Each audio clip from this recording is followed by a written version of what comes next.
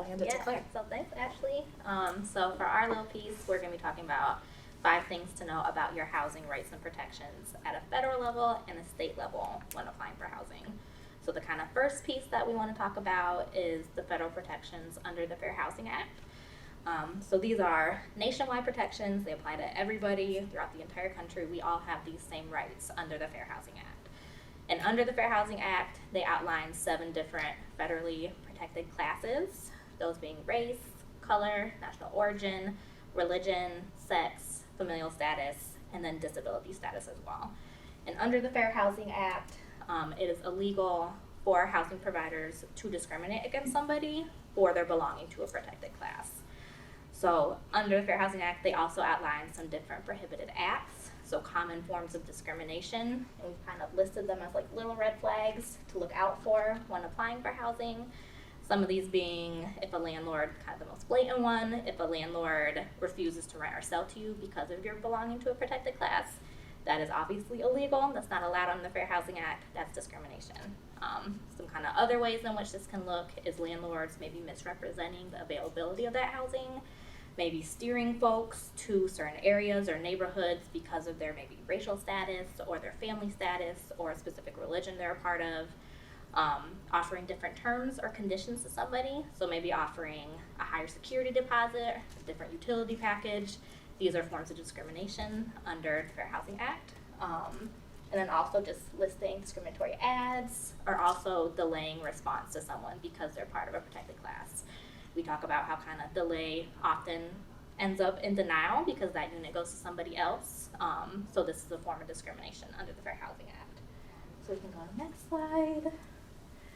So these are kind of 7 federally protected classes: race, color, religion, national origin, disability, sex, family status. And we can go to the next slide again. So those are kind of a brief look at like those federal protections. There's also a lot of rights and protections available to us statewide. So one that we really want to talk about is source of income protections in the state of Illinois. So as of January 2023, source of income is a protected class in the entire state. So before that, it was a protected class in Cook County for some years. Now the entire state is a protected class. And kind of what we mean by source of income as a protected class, that means that it's illegal for landlords or housing providers to discriminate against somebody for paying their rent using non-wage income. So these are very crucial protections for folks who might have vouchers, people who might pay their rent using SSI or SSDI, other forms of rental assistance. It is illegal for a landlord to deny you housing because you pay your rent using another form of non-wage income. So we kind of put other red flags to look out for, statements such as, oh, we're not set up for vouchers at this time, oh, we don't take Section 8, we don't work with rental assistance programs, maybe requiring pay stubs in order to qualify and not kind of offering those alternative forms of documentation. This is kind of how we see source of income discrimination on the ground every day.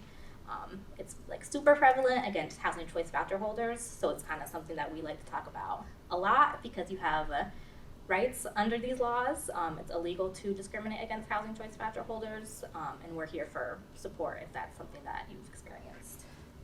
Next slide. So the third piece we want to talk about is just rights around immigration status. So as we talked about in that first slide, national origin is a federally protected class. And this just kind of means your ancestry, where you're from, or where your family is from.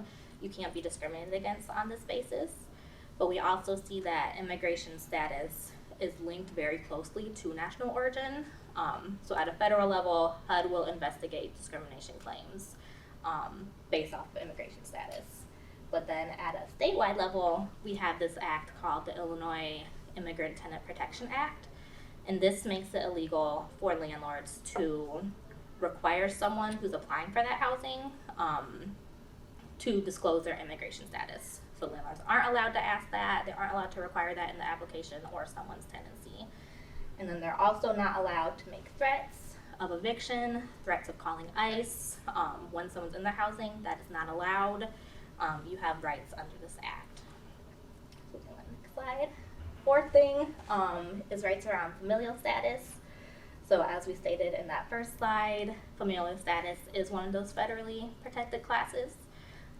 So this is one that there's a little bit of like confusion around what discrimination looks like for families, and what we kind of see a lot is steering of families. So landlords not allowing families to live in maybe a third floor unit, maybe not allowing them to live in a certain part of the building, steering families away from certain buildings entirely, saying, oh no, we prefer to rent to students or young professionals in this housing. These are forms of discrimination. They are not allowed under the Fair Housing Act. And then last thing we want to talk about is just different types of discrimination under the Fair Housing Act. So it goes into kind of two different theories. There's differential treatment and then disparate impact. So when we talk about differential treatment, that's kind of what most folks think of when they think about housing discrimination. So just offering those different terms or conditions to the housing, such as maybe making a Black household pay a higher security deposit, maybe steering a Latinx family to a Latinx neighborhood. These are examples of differential treatment, and they are not allowed under the Fair Housing Act. But then we have disparate impact, which is something else to look out for, and these are policies that maybe on their face, they're not inherently discriminatory. Maybe they don't even have an intention to be discriminatory, but in the actual implementation and practice of that policy, it's having a disparate impact on a certain protected class. So things such as blanket bans, such as no felonies, blanket bans around no evictions. These are things that have disparate impact on communities of color. So it's always important to kind of look out for if a housing provider has a policy or practice that maybe you can see, like this is probably affecting someone in a little bit of a higher way, having a little bit more of a different impact on someone based on their protected class status. That's kind of something to look out for. So we just have that last little aside piece about credit score. This is a super huge barrier that a lot of people run into in their housing, and it has a disparate impact on communities of color. This is something that there are not protections against having these strict credit score requirements at this time, but further advocacy at a systems level will be needed.